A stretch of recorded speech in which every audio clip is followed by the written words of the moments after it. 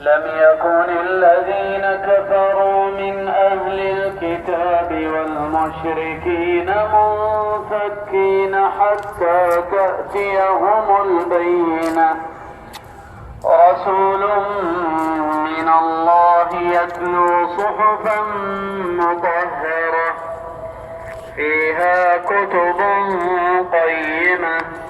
وما تفرق الذين أوتوا الكتاب إلا من بعد ما جاءتهم البينة وما أمروا إلا ليعبدوا الله مخلصين له الدين حنفاء ويقيموا الصلاة ويؤتوا الزكاة وذلك دين القيمة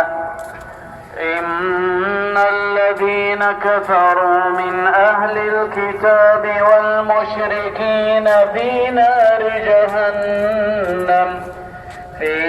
جهنم خالدين فيها أولئك هم شر البرية إن الذين آمنوا وعملوا الصالحات أولئك هم خير البرية جزاؤهم عند ربهم جنات عدن تجري من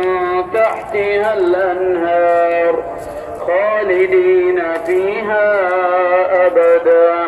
رضي الله عنهم ورضوا عنه ذلك لمن خشي ربه